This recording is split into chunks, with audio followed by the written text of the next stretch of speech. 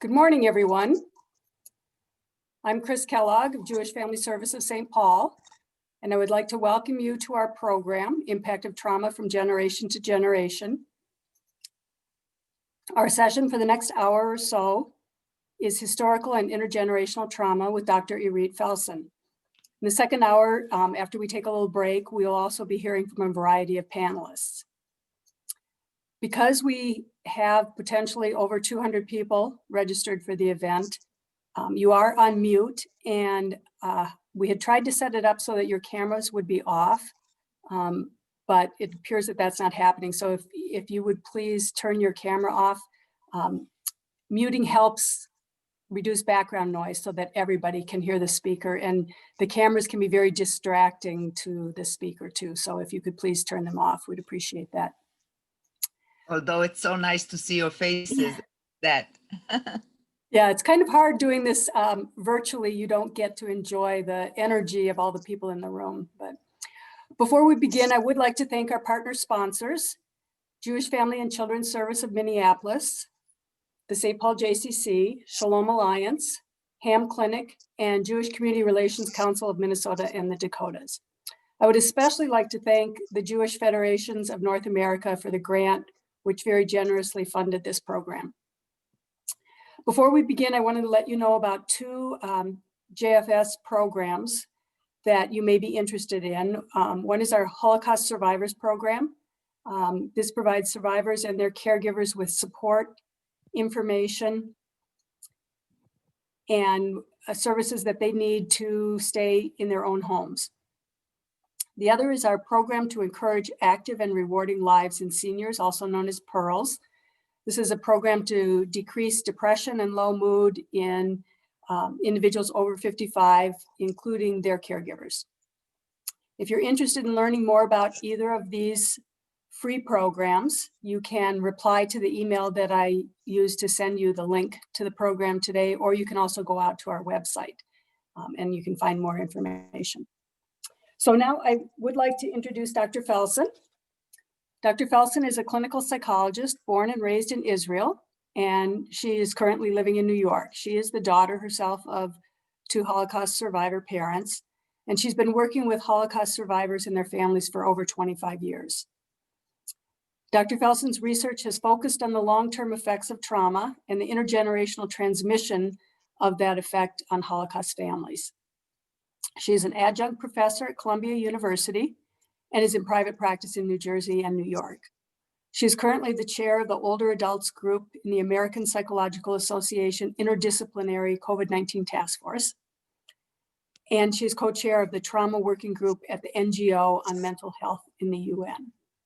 So with that, I'm going to turn it over to you, Dr. Felsen. Welcome. Thank you very much, Chris. And thank you everybody for joining us this morning. It's a great honor to have you all. And like Chris said, I wish we were in the same room and we could enjoy the energy of being together. But this is awesome that we can do this these days and meet anyway, despite the crazy times we're living through. So this presentation this morning will focus on the transmission of effects, and we'll just start right away. We have an hour and a half for this session, I believe. So let me start with a tiny little overlap with what I said yesterday about secondary traumatization, because this is how we refer to this type of a situation where we're talking about the effects of trauma that happen to one person or to one group or one part of the family on those who are not exposed.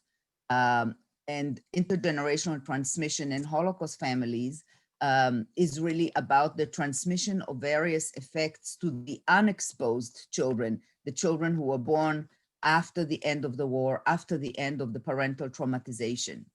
And my friend and colleague, Charles Figley, says simply being a member of a family and caring deeply about its members makes us emotionally vulnerable to the catastrophes which impact them. And the way that it impacts us is through several different aspects. One is that being in close continued contact with a person who suffers from a significant level of traumatization, with a person who went through terrible things, is a chronic stressor through our identification with the stories that we know about what happened to them, with the images, with the actual stories or our imaginary identification with what they went through, even if they didn't tell us the details, and what we call empathic distress. And at some point, one can also talk about empathic fatigue. And the other way that it impacts people living with a person who went through trauma is the impaired functioning of the traumatized person in particular domains. So as we spoke about yesterday, for the most part, Holocaust survivors were a very productive, pro-social group. They managed to contribute greatly to the societies to which they immigrated after the war, and most of them managed to rebuild their lives and rebuild families. There is an amazing statistics from the United States from 1954 that shows that by that point, the only 2% of Holocaust survivors who immigrated into this country required assistance, financial assistance. So that's really a very successful group. And yet, of course, as we talked about again yesterday, there were aspects of functioning of the parent that are impaired, particularly in the arena of intimate relationships in the family, and that's what we will focus on today. Another little important point before we get into the transmission itself, we know that the rates of PTSD and post-traumatic reactions in people who are refugees from conflict zones in much more recent times, measured as we understand PTSD today, are very high as 80 to 90%. And people who have been exposed to torture, and torture is defined by Amnesty in ways that all Holocaust survivors almost would fall into, is particularly high. So that's just another perspective onto what this population actually came out of the Holocaust with. And despite all of that, what the early observations about the survivors showed us was that there was much variability within the population. We know that there was an incredible variability in terms of background, which countries they came from, what social economic status their families had before the war, the level of education, of occupational skills that they had managed to achieve before the war. All of those things were very different because the Holocaust impacted such an enormous population. And there were also tremendous differences in the experiences during the war. And there were tremendous experiences in the post-war circumstances where survivors resettled. And those we know now, again, from studies in recent refugees, the post-war conditions with which they are met are also extremely important to their level of rehabilitation, social and psychological. And it's amazing that many survivors who actually had a very difficult post-war encounter with the societies to which they came still did as well as they did.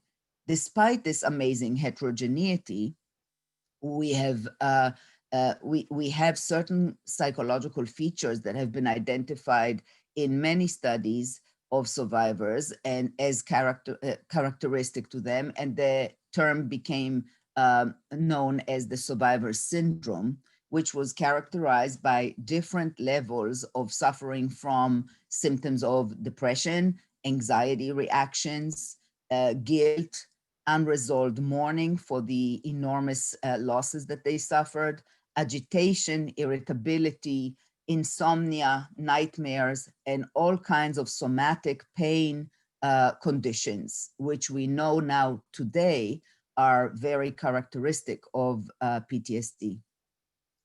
And finally, I think this is the last bit that I wanted and felt was necessary to repeat for those of you who weren't with us last night.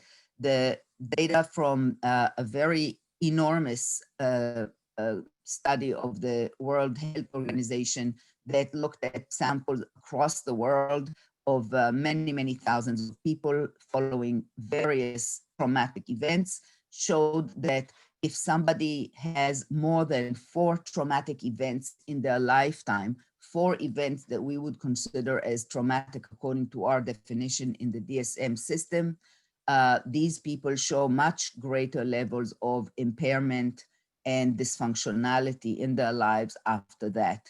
And it's very, very, and of course the cumulative exposure. So how much trauma a person had in those studies showed a dose response relationship, which means the more exposure, the more serious the responses. So it's very interesting to think about that, remembering that Holocaust survivors and survivors of other mass genocides and mass atrocities have lived through more than 4 traumatic events, sometimes in each day for a duration of sometimes years. This is a graph I showed yesterday of Holocaust survivors, a meta-analytic study that looked at many, many studies of survivors and showed that both those that had some mental health assistance and those that never had any mental health assistance continued to show very high levels of post-traumatic stress symptoms for many, many years, decades after the war, which leads us to the conclusion, of course, which is relevant for us today for this lecture, that many, many children of survivors grew up with parents who had adjusted well in many dimensions of their functioning, their external functioning, but had a significant level of post-traumatic stress symptoms. And that's what we will be talking about, is the impact of those symptoms on the family and on the intergenerational relationships and on characteristics of the second generation as a result. So SAMHSA, the Substance Abuse and Mental Health Administration, has this neat quote that I brought to you, which says, trauma can serve as a filter or a lens through which a person views the world. Think of sunglasses. You put them on and everything is shaded differently. Trauma can have that type of an effect on how a person perceives their world.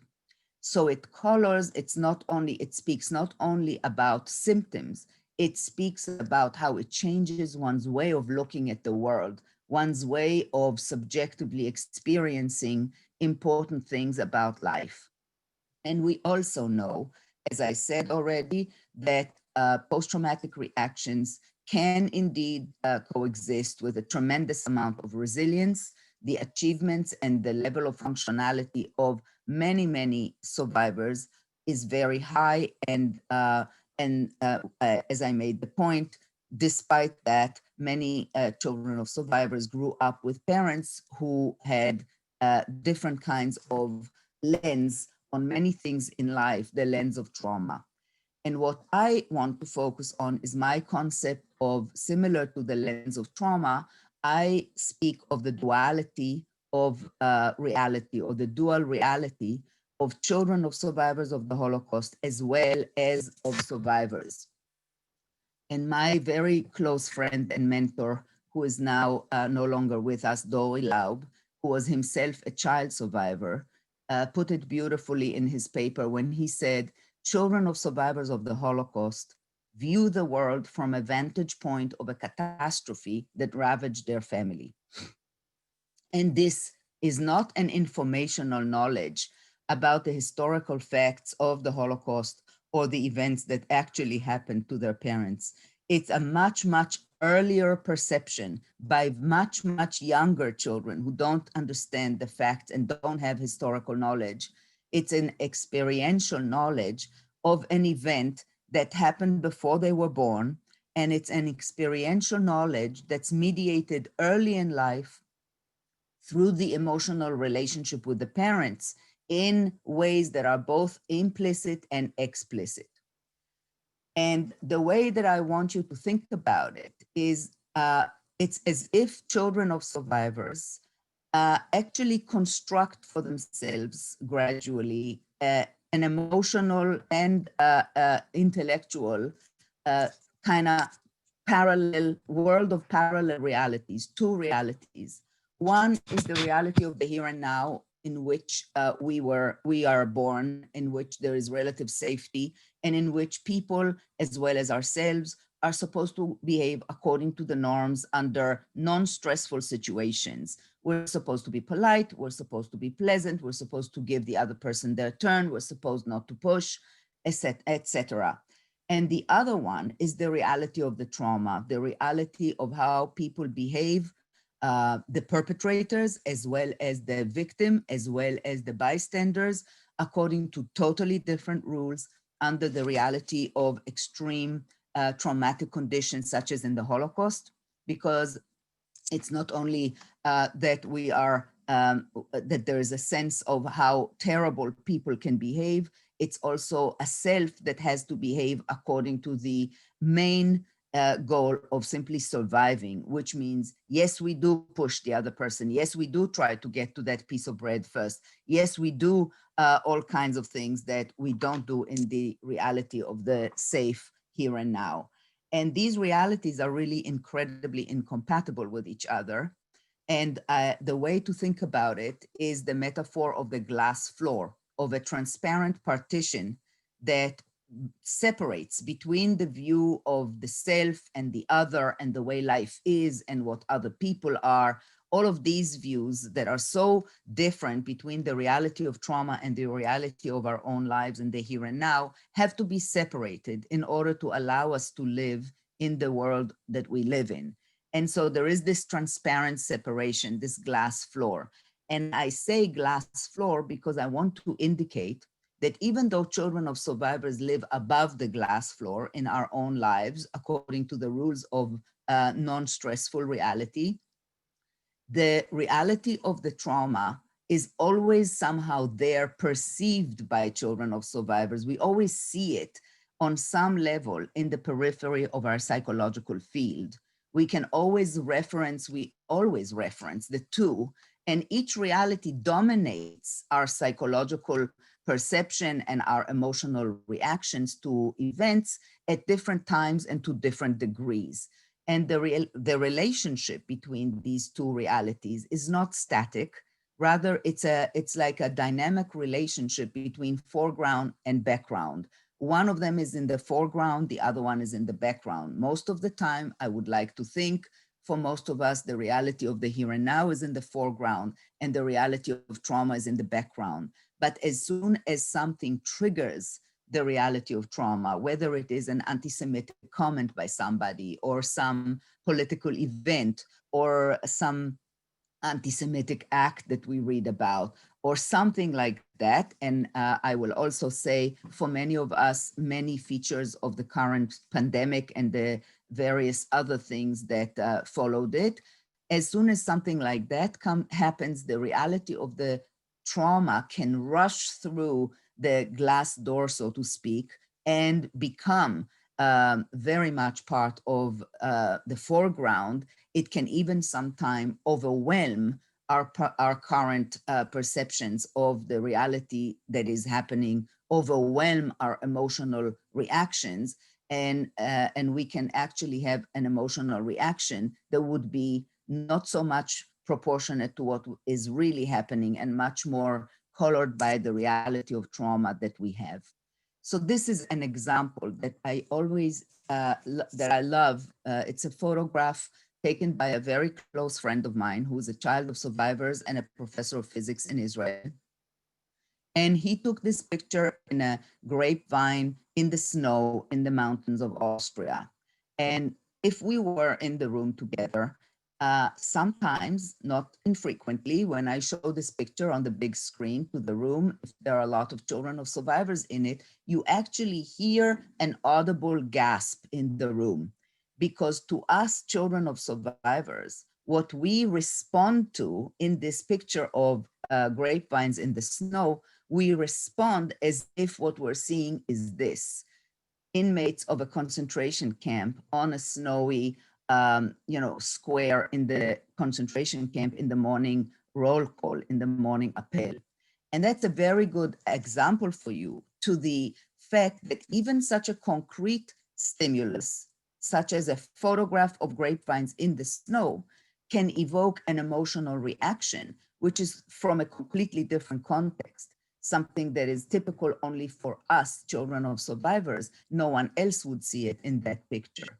So imagine to which extent the emotional reaction that we have to certain things that are much more ambiguous and much more nuanced in interpersonal relationships, how much more likely are we to have emotional responses that derive their flavor from our reality trauma rather than and overwhelm even the reactions to the current reality.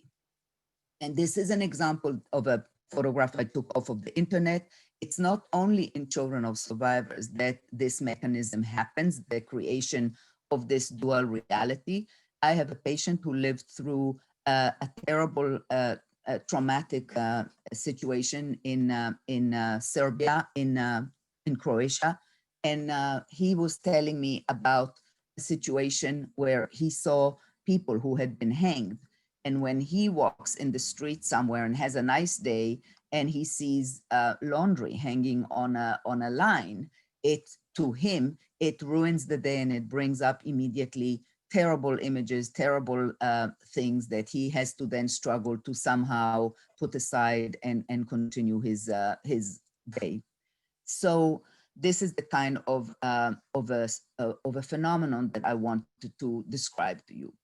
As for the research on transmission, it started in the 1970s, and it has been the research on intergenerational transmission has been a focus of research for several decades. Then we have, from that time on, in the beginning, studies were criticized rightfully for a lot of methodological issues. By now, we have a very large body of high quality empirical findings that tell us a lot about how we navigated life from adolescence to now, as many of us are facing our own aging, how we navigated various challenges and various transitions in life, and how did the transmission of effects related to trauma change the way we responded to things relative to peers. And I also wanted to add another little point that is very important to the point I made earlier about growing up with parents who have some level of post-traumatic symptoms. Although anger is not a defining criterion of post-traumatic stress reactions, it is a very, very common phenomenon in people who suffer from PTSD. And when you think about it very simply, is what happens to us when we don't sleep well night after night, and we have to get up early in the morning and function because we have young children, because we have to go to work. What happens to us when we're plagued by nightmares, when we are plagued by intrusive thoughts and images and memories, and when we are irritable and hyper vigilant all the time and very high wound because of all of those things that are the defining criteria of post-traumatic reactions, how easy it is to become very poorly emotionally regulated and poorly able to contain one's rage, not to mention all the rage that is pent up because of what was done to one, and one was helpless and unable to respond appropriately at the time. So many children grew up with parents who also had moments in which they were very rageful, very discontrolled, and that can be very frightening and very disturbing to young children. If we were in the same room, I would have shown you a clip from a movie called Fugitive Pieces, where it's very well depicted in a moment where a very young child sits with his survivor father. There's this very pleasant atmosphere between them, but then the child puts down a half-eaten apple that he was eating, and he wants to go to play. And this triggers the memories of the father from how he starved in the concentration camp. And there's this incredibly loaded, frightening interaction that you can see totally shocks the child and paralyzes him with fear. And that is something that many children of survivors did experience to some extent. Another casualty of trauma is the couple intimacy. So because of the anger, because of lack of ability to share certain things, because of the numbness and the detachment that characterize post-traumatic reactions, sometimes couple relationships are also one of the things that suffers, and one of the aspects of family life that suffers. And what we see in survivors of the Holocaust, there are studies from Israel that show that a third of the spouses of survivors, spouses that were not Holocaust survivors themselves, developed post-traumatic stress symptoms from living with their Holocaust survivor spouse. And we see the same in wives of combat veterans in Israel, combat veterans in American combat veterans, and the spouse's severity of symptom, it tends to be correlated. So the more one has, the more the other one. And couples who have somebody with PTSD report a lot more problems in their relationships and in their intimacy than couples of people who were also perhaps in the same trauma, Holocaust survivors or combat veteran, but do not have PTSD. So PTSD specifically, and not the trauma exposure itself, is associated with more problematic spousal relationships. And that includes impaired sexual functioning, which we also know is very important in the level of satisfaction from the marriage. So children who grow up in families with where there is PTSD suffer from this in many different ways, directly by the relationship with the parent, also by the stress in the spousal relationship between the parents.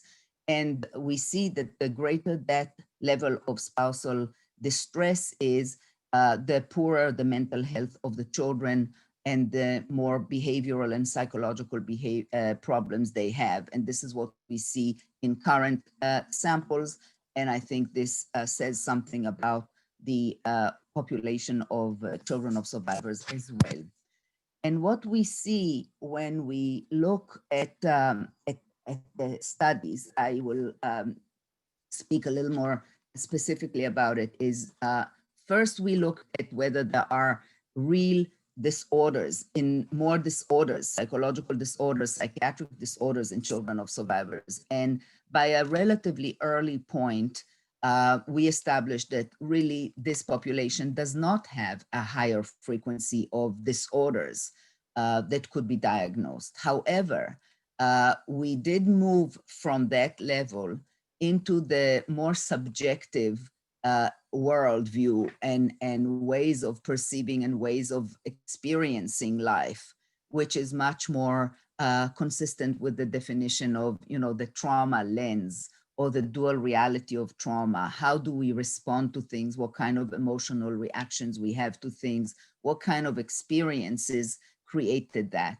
And what we see is that as a group, when you ask highly functioning adults who are second generation, sampled from the general population, not people who are particularly problematic, and sampled, that was one of the criticism of the early samples, was that they were based on children of survivors who are in therapy.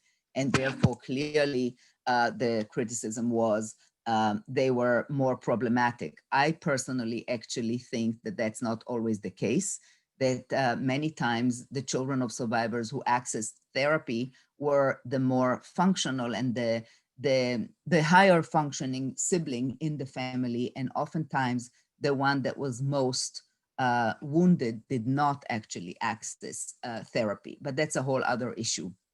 When you do sample these highly functioning second generation from the general population, and you ask them what can they remember, how can they describe their memories of growing up in Holocaust families, we see some relational themes that are very, very common to all of us. We see the supreme emphasis on protecting the parents from further pain and further anxiety. We see the feeling that they always had to put their own needs in the back, and the parents' needs in the front. An avoidance, people describe an avoidance of conflicts with the parents in order not to upset the parents, which was associated with them feeling that their own autonomy, what the level of autonomy that they wanted at these different ages, as a kid, as an adolescent, was inhibited. And some responded to that sense of being their autonomy being inhibited by rebelling against it. But the rebellion often had a very high cost of perceiving themselves as a very bad kid, because it caused the parents so much pain that, yes, they got to go on that. I have here the example of a woman who described to me how in Israel we always go for a tiyul shnati, a yearly big trip that the school class goes on. And we go climbing up the mountains and doing whatever things in the desert. And she said every year she would have to cry for the whole week before the tiyul, before the trip. Her mother would cry the whole week before the trip. Finally, she would get to go, but she felt that she got to go at such a high price, at the price of being such a nasty girl who makes her mother suffer so much in order to get what she wants to do. So this way or that way, the awareness of the parents' anxiety and worry was a burden. And many of us perceived our parents as extremely dedicated, but at the same time, emotionally unavailable, in the sense that there was a lack of open communication between the generations, a lack of emotional closeness, and an ability to talk about the children's needs, to negotiate the differences between the children's needs and the parents' needs. And parents were either overreactive, so the children couldn't talk because they didn't want to deal with that, or detached and numbed and closed off, which also, of course, leaves the children feeling that there wasn't sufficient closeness. And I'll talk about siblings' mutual resentments, which will be something we'll talk more about later. Also, very important, many of us report on many levels the sort of presence of survival themes of death and surviving, and the sense of mistrust of non-Jews or of people outside the family, which also colors a lot of second generation reactions to a lot of things, as we'll talk more about. So I wanted to read to you this tiny little bit from Sandra Hortes's book, On My Way to Somewhere Else. And she says, the essays in this collection were written after I'd begun pondering a divide in myself, one separating me into two selves, a daughter of Holocaust survivors and an average liberated American woman. Born in 1950 in Brooklyn, I was, at least on paper, American. But even as a young girl, I understood that being American meant being lighter and freer than I often felt. I was painfully self-conscious child, consumed with concern for my family's welfare. And that is something that I think many of us felt on various levels. And one of the ways of looking at what created it was to look at family styles. And Yael Danieli, my colleague, described four characteristics, four prototypical family styles amongst Holocaust families, whom she called the fighter, families, those are the families of parents who are with the partisans and so forth. Those who made it, the survivors who succeeded socioeconomically very much and were very integrated into the society to which they immigrated, the victim families and the numb families. Studies basically showed that there is validity to the conceptualization, and not exactly the way it was done by Yael Danieli, but basically these families differ in the sense that the fighter and those who made it are families where parents were better able to integrate themselves and suffered less severe post-traumatic reactions. These were families that were very open to the society around them. There were homes that were open to friends, friends of the parents, friends of the children. Children were more encouraged to be in a relationship with the environment, to participate in activities, to have connections with things outside the home. Whereas the victim and the numb families were much more mistrustful of the society around them, much more insulated, much more cohesive in a way that was too extreme. And more modern, more recent studies indeed show that two elements that are very important in assessing the functionality of a family are the level of adaptability of the family, which means how able is this family system to cope with changes in terms of, children growing up, and then you have to change the level of control you expect to have over them, the level of discipline, how you negotiate differences in goals and in needs, and how you negotiate the role relationships, which are changing between a parent and a 7-year-old, a parent and a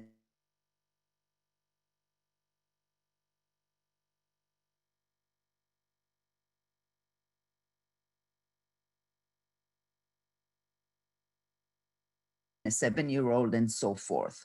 The other to remain very strongly emotionally bonded to each other, but then, and it refers though to the level of boundaries among people in the family, how much space is given to each person within the family and within the sense that we're all emotionally connected, but you're allowed to have that level of space. You're allowed to have decision-making interests that are different than mine or what I would like you to do. What are the coalitions in the family? How much recreational time is spent together?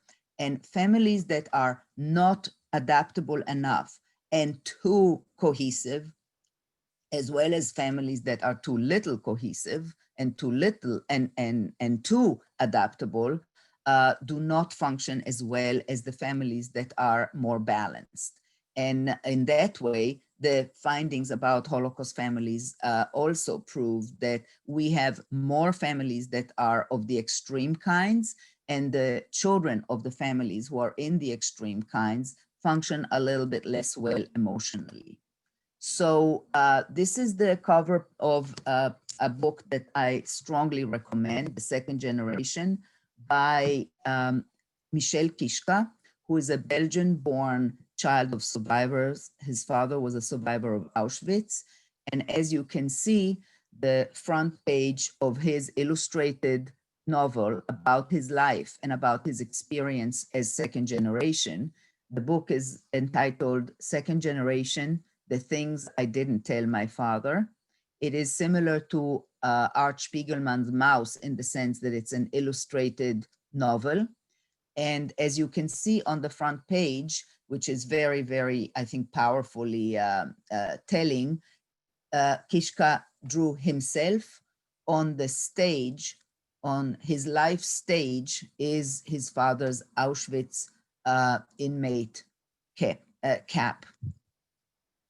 So what I would like to do is very quickly sort of give you a run of my review of the main studies published and unpublished. It is something I did in 1998.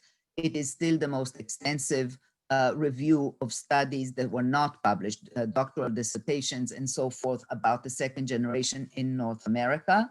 And really the most important finding was that there are no there is no greater frequency of psychological syndromes in our population, but what we do see is a whole host of things on which we get elevated scores, but still within what's considered the normative range.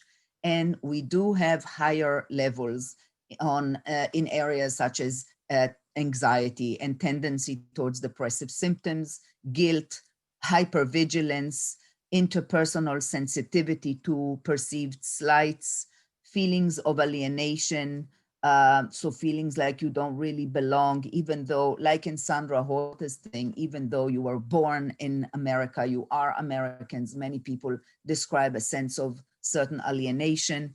We also see a tendency for either over control of aggression, so a difficulty being assertive, appropriately assertive, which is more typical of daughters of survivors. So difficulty saying, no, I can't do that, or, you know, that really offended me and I don't want you to do that, and things like that. Or under control of aggression, which is people who fly off the handle far too quickly, far too easily. We also see high levels of self-criticism. That's something that I saw in one of my own research projects. We saw, we have more psychosomatic complaints. We saw in the early findings more psychosomatic complaints, but all of those things remain within the normative range. We also saw a lot of evidence for high achievement motivation, high education, high socioeconomic success, higher even than our peers who are born in the same countries and not two survivor parents. And we are highly represented in the helping professions, much more than our percent in the general population would predict. We also have had many more difficulties in the arena of development that we talk about in the concept of separation individuation, psychological separation individuation. So as children grow up, they have to separate and individuate psychologically from their parents. And we reported that in studies that we had less autonomy while growing up. We had more difficulties leaving home. Many people did not leave home for college far away because they felt it was too painful for their parents. We called our parents more often. We had greater difficulties making life decisions such as choosing a mate or choosing a profession or choosing where to live geographically, making decisions that would upset the parents. And we lived lives in a way that was more intertwined with the parents. At least that is particularly true for a subgroup, which we'll talk about. In summary, we definitely had a little bit more of a difficult task achieving that level of separation individuation. We also see in studies that as a group, we have a greater sensitivity to stress-related reactions in the face of life-threatening situations. So while we're very resilient in our capacity to deal with daily life, daily living, we are high achieving as a group and we are successful as a group, these vulnerabilities show themselves in very particular moments in life. We saw in Israeli soldiers that if they develop post-traumatic stress disorder after exposure to combat, their symptoms are much more persistent and resistant to treatment. And women who have been diagnosed with breast cancer at a particular level in comparison with other women at the same stage of the illness had a very good capacity to cope with the demands of the treatment, but internally, the daughters of survivors suffered a much, much more catastrophic response. Another important aspect there is the fact that for those who weren't daughters of survivors, if they still had a mother who was alive, they experienced it as a source of support. And if they had a husband, it was a source of support. Whereas for daughters of survivors, so used to worrying about not worrying our parents, if there was a mother who was alive, it was an additional source of stress for the patient with the cancer breast. And if she had a husband, it was additional source of stress because of the worry about worrying the people who love us and the people whom we love. I wanted to show you a few examples of art by the second generation because it's such a beautiful other portal to express and to share the experiences of the second generation. So as you can see here, this is a project by Shimon Ati called The Writing on the Wall, where he projected life-size pictures of Jewish life onto the deserted buildings in the Jewish ghetto. And that gives you that very unique experience of the dual reality, if you like. It's there and it's not there. It is part of the reality. You do see the man there, but it's not part of your reality because really, he's not really there doing what he's doing. It's a sort of ephemeral, sort of there and not there, a beautiful expression of what memory in transmission of trauma does. And these are a couple of more examples of that. This is a beautiful poem by Janice Freebaum that expresses a lot of what I have managed to talk about so far. I'll read to you quickly. You were mute to free our spirits. You kept secrets to spare us grief. Yet we were tethered to your pain and mourned for your losses. How could you know your eyes spoke volumes and your silence painted pictures? In perfect step we moved, not too close, not too much, not too soon, please don't push. If you think we didn't care, we thought you didn't either. If you thought we didn't need your burden, we thought you wouldn't we wouldn't bother you with ours. You thought, we thought, you assumed, and so did we, all to keep us safe, all to keep you unhurt, which is a really remarkable description of what somebody called the double wall of silence in the family, the double wall of poor communication, which was motivated by these forces of parents wanting to shield their children, children wanting to shield their parents, but it really interfered with the flow of better communication intergenerationally. This is another project, but I will not stand on that. So how are these internal states of a parent who has these post-traumatic reactions communicated to a child or to an infant and to a child? And what we know today is that most of this communication, as is most of any emotional communication between people, most of it is communicated not necessarily at all verbally, but rather it is non-verbally transmitted and non-verbally received through our facial expressions, our gestures, our gaze, the vocal qualities, the prosody of our speech, the tone, body movements. And there is a very beautiful video, which I strongly recommend all of you can watch on YouTube. It's a 2-3 minute thing that shows you the responses of a very young infant to what's called the still face experiment, where the mother plays with the infant naturally, as she always does, and then she responds to a cue from the researcher that the baby doesn't perceive, doesn't see, and she goes still face for a minute or two. And you see how quickly the infant responds to that change, how quickly the infant perceives it, is distressed by it, tries to get the mother to interact with them again the way she normally does, and how distressed the infant gets very quickly when that expectation that is already there in that young infant of a reciprocal certain kind of interaction, when that is disrupted. And that's really an example of what happens to a very young infant, how quickly and how frequently these moments occur with a mother who is dealing with a certain level of post-traumatic reaction, with a certain level of depressive or anxiety symptoms, with a certain level of being incredibly tired because she couldn't sleep in the night, because she has insomnia or suffers from nightmares. And the role of these micro interactions, as we call them, in daily life is very, very powerful in the transmission of trauma, also as the child grows older and more complex micro interactions are added. So I chose this example from Mouse to show you.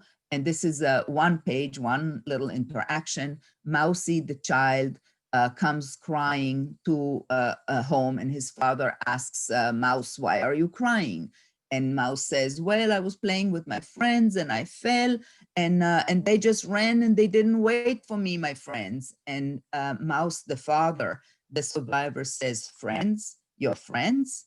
If you lock them together in a room with no food for a week, then you could say then you would see what it is, friends. So this is a tiny little micro interaction, a tiny response to a daily event in the life of a child, a very normative little event. And this is how the trauma reality intrudes in the reaction of the father in an almost imperceptible way that accumulates and builds a certain level of the dual reality in the child's experience. That says, what is reality? What are friends? Is it what I see and how I feel about it, or a completely different view of friends, much more suspicious, much more dark? And so it goes about many other topics, of course.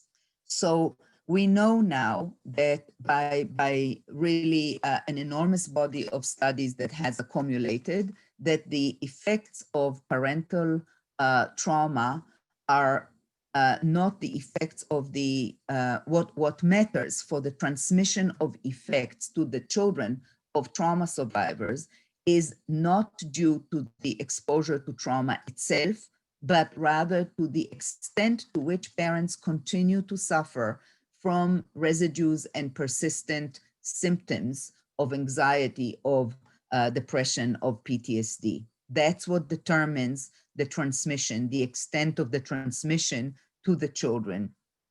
Parents with higher rates, with a greater level of symptoms, have a chance of transmitting more effects to their children. And we see that in many other populations that were exposed to trauma, not just in Holocaust survivors. And the issue is that adult onset trauma, and that is trauma that happens to a person when they were already a formed adult. It's an important distinction in our field because for a while, and I have some pretty chilling examples of it, German psychiatrists, in the process of deciding who was deserving of reparation monies and who wasn't, many of them wrote letters that declined the person's appeal by stating that, the person was, let's say, one example that I remember very clearly, the person was 14 years old when he went to the concentration camp. He was 19 years old when he got out of it. He lost his parents there. He was in several concentration camps. He suffered all kinds of terrible things for 5 years.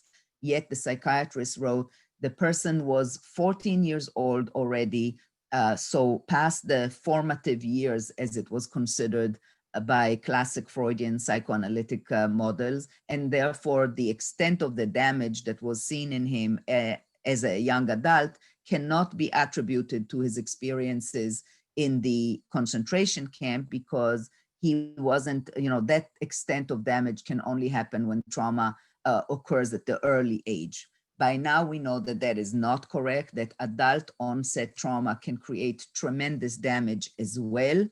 And what happens in terms of the family is that when someone has those symptoms, they interfere with what we consider parental relational competence. The parent can be a very competent parent in many concrete aspects of parenting, but their relational competence is somewhat compromised because those affects that are trauma related those automatic dysregulated responses, like you would have seen if I showed you the snippet about the father and the child who put down his half-eaten apple, or this response of mouse of his father, which is so inappropriate to the context of the little mousie's life, or our lives, if you like, the second generation. It's so much trauma dictated.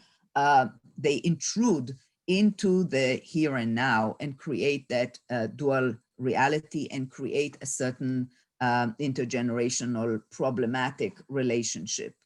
Even the conscious attempts to shield the children, as I said before, creates a certain inability on the children's part to understand their parents, to understand why the parent is behaving the way they are. It creates often, you know, when children of survivors tell me about certain moments where the parent responded in a way that to me is clearly trauma dictated, and to the child at that time was a very unempathic, inappropriate response that felt very alienating.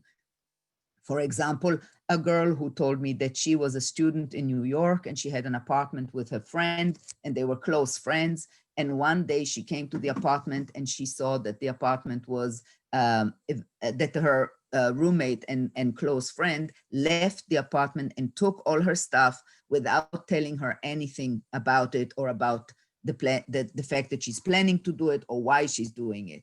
And she called her mother, the survivor mother, who came all the way from Brooklyn to Manhattan to console her, I'm sure. But what the mother said was, you know, what can you do? Don't worry about it. And, you know, this is nothing in comparison to what I went through in the Holocaust. And I'm sure she meant it as a way to console her daughter and put it in proportion for her daughter. But her daughter told me the story as an example of how unempathic she experienced her mother as growing up with her, and how anything that happened in her own life could not be in any way significant enough or meaningful enough and or understood by her mother, because all of her sort of more normative trials and tribulations were so tiny in comparison to what the mother suffered.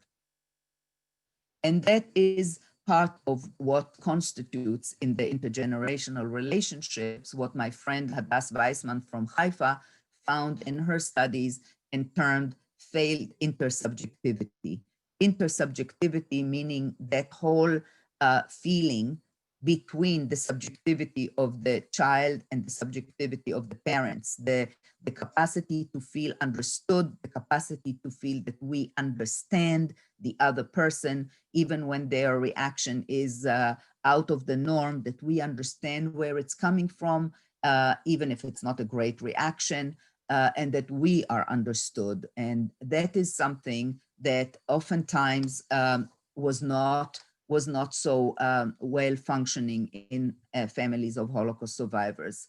And what we have to remember is that that kind of a sense of growing up in a family where there wasn't good communication, there wasn't good emotional competence, people did not learn how to express feelings, how to negotiate different needs, how to balance, our selfish needs as opposed to our wanting to be considerate of the other.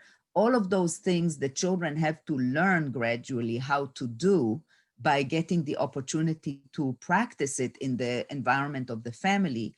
All of that, which wasn't so much available in Holocaust families, is something that can become a certain deficit, a certain way of being in the world, an internal, what we call working models for future relationships. So we might not be so incredibly good at it initially when we find ourselves in other relationships, in our marital relationships, in our relationships with other people, and maybe in such ways. It's very important to remember.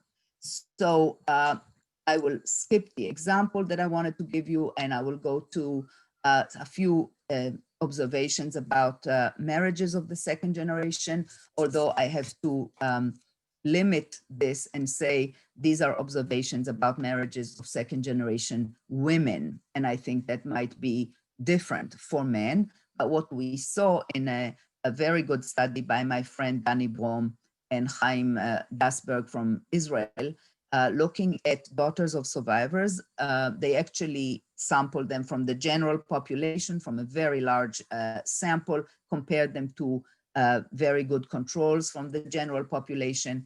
And what they found was that daughters of survivors showed more problematic relationships with their partners, with their spouses.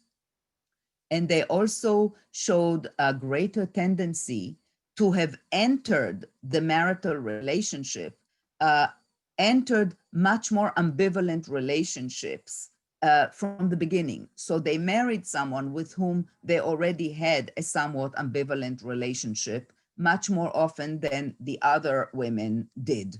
And they lived lives much more intertwined with the lives of their parents. And what I see it is what we call in psychology a compromise solution. When we have two very different needs and we have to somehow find a compromise that will allow us to meet these two very different things.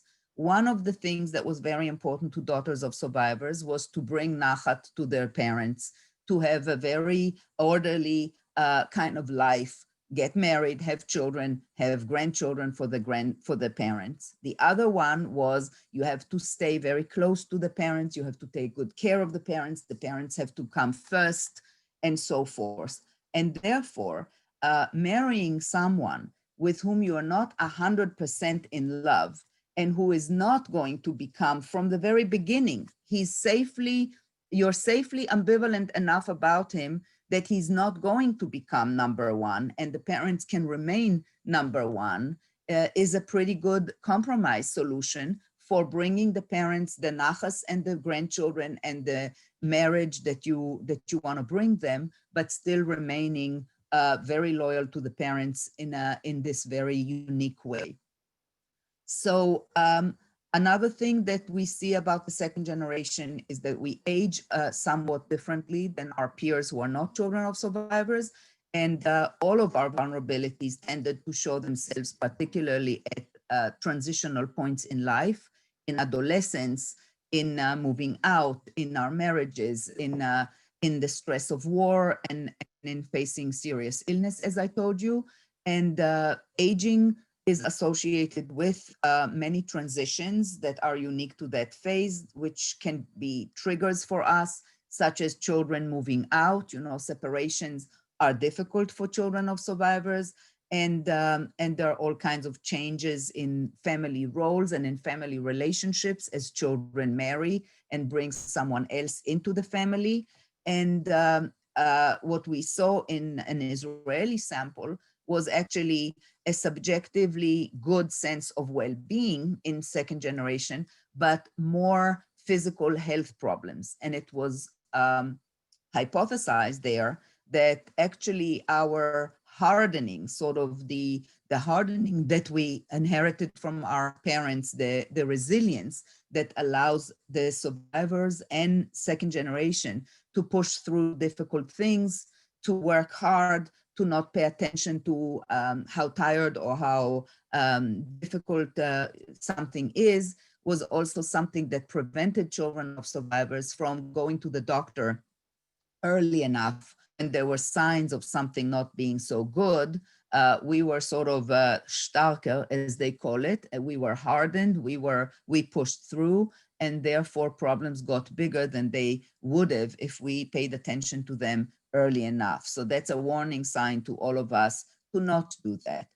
And we also think that some of the reasons why children of survivors might have more medical issues as we hit middle age, medical issues such as a higher frequency of pre-diabetic and high cholesterol and hypertensive conditions and all of that, is possibly related to epigenetic changes, which means that our parents who were starved for a very, very long time might have experienced epigenetic changes in their DNA, changes in the myelination of certain segments of the DNA to make it possible for a person to survive under a very, very restricted diet. And therefore, those changes which are inherited, prepare the offspring of people who were starved for a long time to be able to survive and thrive in an environment where they might be starving too. However, thankfully, we are not raised in an environment where we need to survive under such terrible conditions, and therefore the biology of our bodies is somewhat poorly prepared for the affluence in which we live, and makes us much more susceptible to pre-diabetic and high cholesterol conditions and so forth. We also have, as a group, different perceptions of aging. And again, parental PTSD is the most important thing that differentiates amongst us. There is in everything that I say, by the way, I perhaps did not stress enough that there is tremendous variability in the population of second generation, and that we are of all kinds and all shades. And some of the things I say are true about some of us, and some of them are true about others. And in terms of perceptions of aging, parental PTSD is associated with less good perceptions of our own aging. So people whose parents had PTSD, oftentimes the PTSD in the parents meant that the parents didn't age as well, because PTSD complicates processes of aging. It's associated with a higher likelihood of dementia and a higher likelihood of all kinds of medical conditions, and a likelihood of resurfacing of traumatic memories and all kinds of things like that. And separations are much more difficult to tolerate for older people who experience traumatic separations in their prior lives. So children of those people have a much worse idea of what it's like for them to age.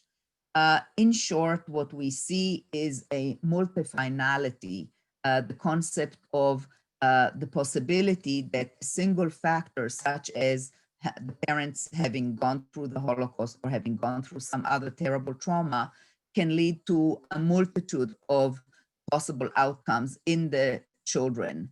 And we do see that in all kinds of measures, that in all kinds of aspects, the great variability within our group. With regards to the second generation and COVID, which I mentioned before, for many of us, there were many aspects that were triggering. For example, the initial weeks in which there was a certain threat of scarcity of food and other household supplies, necessary household supplies, toilet paper being at the top of the list. The fact that there was an enormously sharp rise in gun sales was very triggering for many of us. So a lot of things about it were very potentially triggering for many children of survivors. And a paper of mine, together with my colleague and friend, Professor Shrira from Bar-Ilan, is about to be published. I'll be happy to share it with many of you. And another article that came up just a couple of weeks ago about my observations from group and webinar online meetings with groups of children of survivors. I'll be happy to share with you all. Anybody who wants it should just email to me, and I'll be able to send you the paper. I cannot send you the link because you have to be a member of Division 56 of the APA in order to get on it. Let me see. So the conclusion from very, very large meta-analytic studies on children of survivors of all kinds of traumatic events, including Holocaust survivors, but not only Holocaust survivors, Fields and his group, who, Feldner stated, the weight of the evidence suggests an association between elevated parental PTSS and PTSD, post-traumatic stress symptoms and post-traumatic stress disorder, and the outcomes in the offspring. And we understand this transmission as a combination of biological and environmental psychological influences, both the epigenetic changes, also the influence of the biochemical influence on the child and on the child's brain and biology of growing up with parents who are stressed, and the psychological impact and the relational impact of certain patterns of communication and of relating in Holocaust families. I will skip here two very important points about healing and enhancing our resilience. I wanted to follow up on somebody's comment from yesterday who said, how do we heal from this intergenerational trauma? And I wanted to say here that, first of all, it's incredibly important to emphasize that we also inherited tremendous resilience from our survivor parents. The survivor parents are indeed also a group of unusually, incredibly resilient people, or they wouldn't have survived, and that they also passed on to us. And that hardening that I mentioned in fleetingly before, that hardening or steeling, as we call it, that prepares people for being able to deal better with difficult situations, is something that we see in studies was also inherited by the second generation. And in my conversations with the second generation now during COVID in those groups, and in this article that I'll be happy to share, it's very obvious that many of you feel that we have an easier time dealing with the various difficulties of this situation, because we do compare it to what our parents went through, and because we have lived always with a certain expectation that things can become very terrible in our dual reality. There's always that option. And the thing is that fear and anxiety are adaptive emotions. Fear is supposed to let us know that there's real danger and that we have to do something. We have to run away, we have to attack, we have to do something about it. Anxiety has a very important signal value of telling us that something bad might happen and that we have to behave adaptively. For example, we should put masks on and we should maintain social distancing in order to not get sick. However, the anxiety that is adaptive is what we call within the window of tolerance. Too much anxiety is very impairing, and too little anxiety just doesn't provide us with enough motivation to do the things that would protect us. People who are not sufficiently anxious about COVID will not put the mask on and will not maintain social distancing. So we do have to be able to navigate the very dynamic relationship between things that we inherited, which make us particularly resilient and prepared for dealing with hardship and with difficult situations, but the same things, just like they took away from our parents' ability to relax and to have a sense of well-being, and they took away from the good atmosphere sometimes of family relationships, the same can happen to us. And what we need to learn is how to work this dialectics of trauma transmission, how to make the best use of our resilient aspects, which we inherited, and at the same time be able to also put down those aspects and relax and relate in a more intersubjectively satisfying way when it's not a stressful situation. Recognize, if you like, the hot buttons that we have, which easily bring up emotional reactions from the dual trauma reality that intrude into situations which really should still be our own relatively safe reality. So we need to be much more aware of our triggers, of the things that that are unique to our own family environment that make us particularly sensitive to certain things, or a little bit less good than we ought to be at certain things. And those things we need to work on to enhance our resilience and also to enhance our healing and our relational capacities. And so, you know, recognizing the hot buttons that trigger the dual reality means we have to modify our appraisal of threat, which is a little bit too, we are a little bit too hypervigilant. We have to learn to appraise it a little bit differently. And that is a learnable process. And we also are aided at this age by something that we see. We see that people around middle age and above become more capable of what we call emotional complexity, the capacity to see things from multiple perspectives and to see the dialectics of life and to be able to handle the complexity of it better. So with age comes this wisdom, and we can mobilize those capacities that we have at this point to deal with reviewing our personal narrative, reviewing all of these things that I mentioned just now, and trying to rework them in a better way. We also should remember, I like to think of it as the 3 C's. Some of the things that helped our parents were actually and are indeed very helpful. We know from many situations of difficulty and trauma.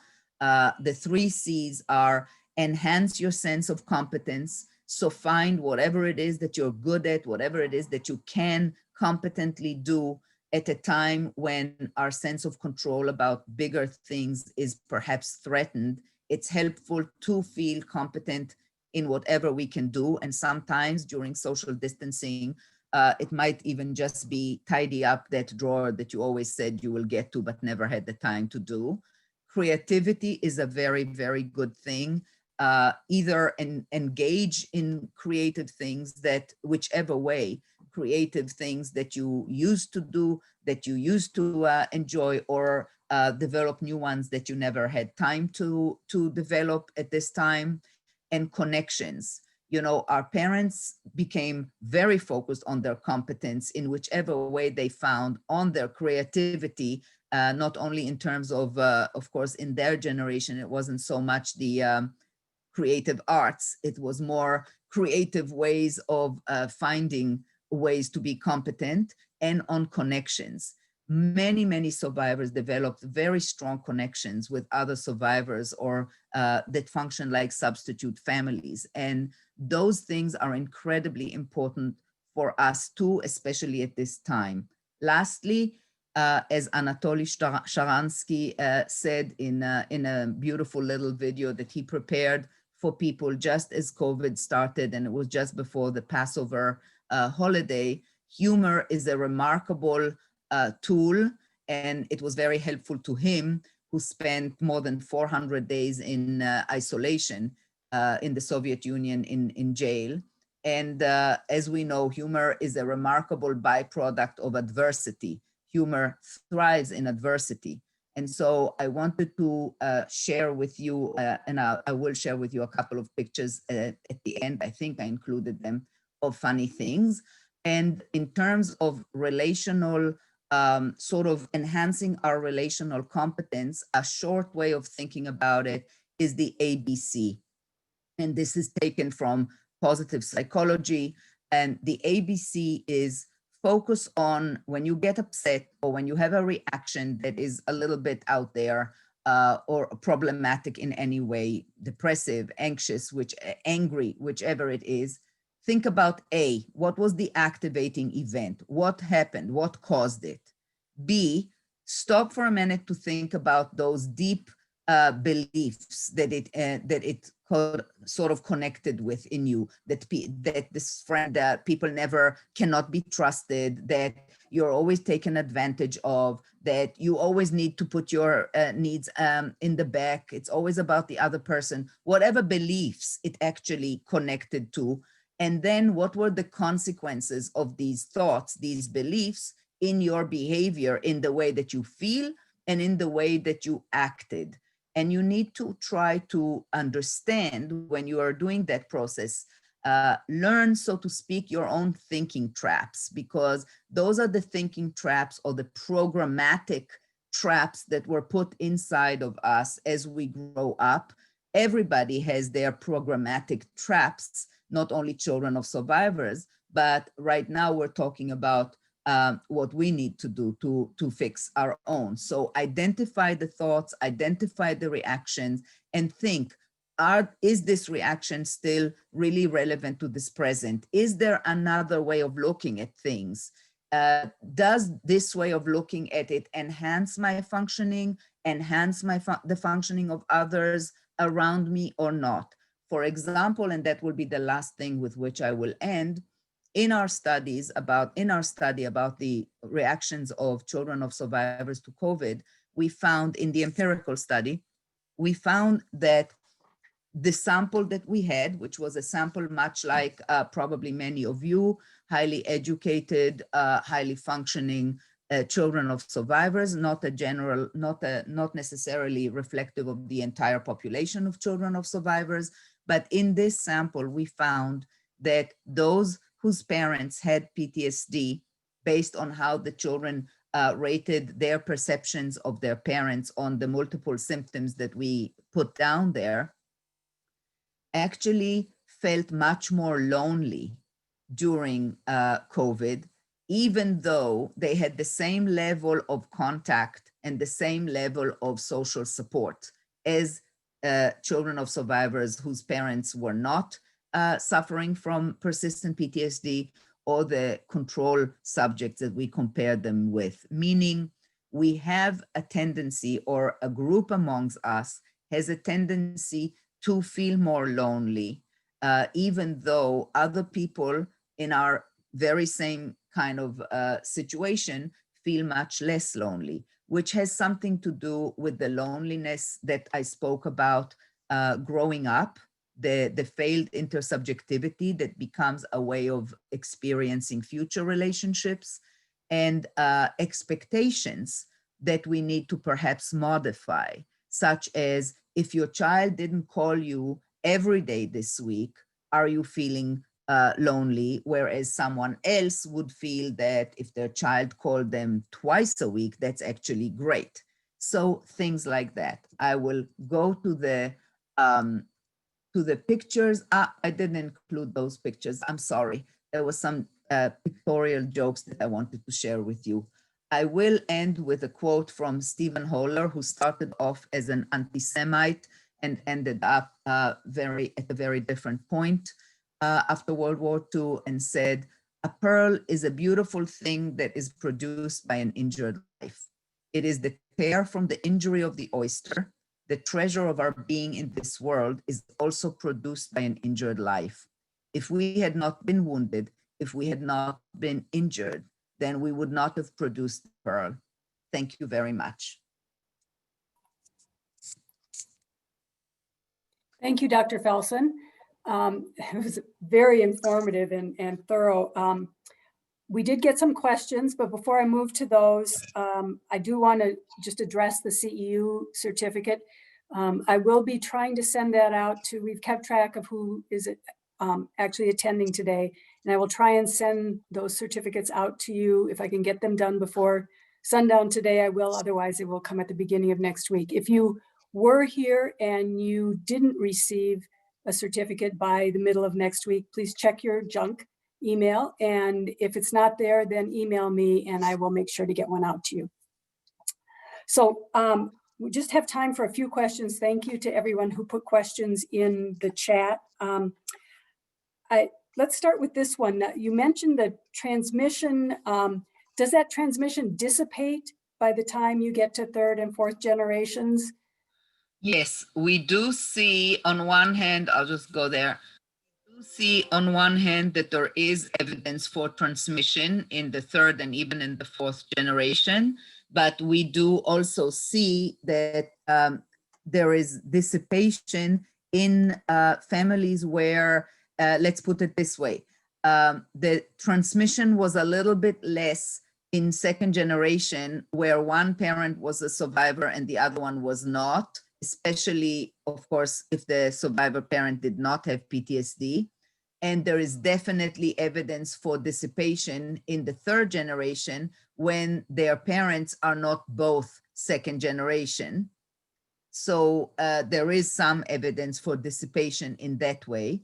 However, there's also some worrisome, interesting observations that suggest that the difference in anxiety, for example, between third generation and their own peers is bigger than the difference between generation and our peers, which means in a way that there's something that is growing for the third generation. And it's very interesting to think about what that might be. Of course, one of the possibilities is when you think about the world in which the third generation grew up, it's a much more dangerous and scary world than politically speaking, than the world in which the second generation grew up. So having the legacy of the Holocaust in the background, they might be much more sensitive to these issues than their own peers. Thank you. You also talked about anger as part of the PTSD for the survivors. Does that come up also in the second generation, especially numbing of anger or loss of ability to express anger? Yes, both are definitely also an issue for the second generation. I think that's what I meant when I said that we also see a lot in second generation, either under control of anger, which would be that inability to express oneself, to express negative feelings and hostile feelings in an appropriate way, or flying off the handle and being overly exposed about it. So it does carry down to the anger issues do carry down to the second generation. So as a follow-up, oh yeah, very much so. As a follow-up to that, so. then a 2G, a second generation, how does this affect their experience of new trauma? And specifically, the person asked, for example, in Israel, there are constant physical attacks on the country, and there's a fear for its survival. How does that play out when you have so many second generation survivors experience? Right. So it's very, very interesting. It's a fascinating question. And actually, what we see when we compare second generation from Israel and other places, it seems that there is actually a certain resiliency building effect to the constant, to living under constant threat in Israel. So while there are a lot of, as I said yesterday, we call it in Hebrew sritot, scratches, and there is a definitely evidence for much of what I said in the second generation in Israel, but there is also evidence for the resilience that was also transmitted and that is very much encouraged by the culture and needed in order to live under the constant threat. So there is a lot of hardening and a lot of resilience and a lot of adaptive coping.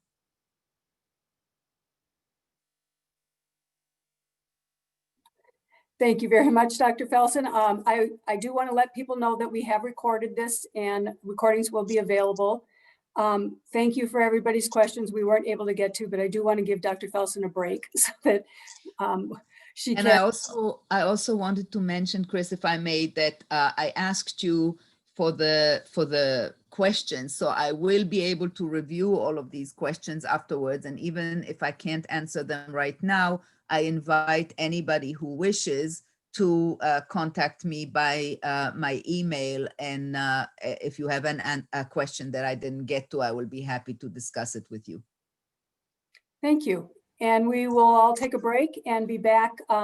You can use the same link, but there's actually a separate link if you'd rather to return in about 15 minutes, and we'll introduce our panelists.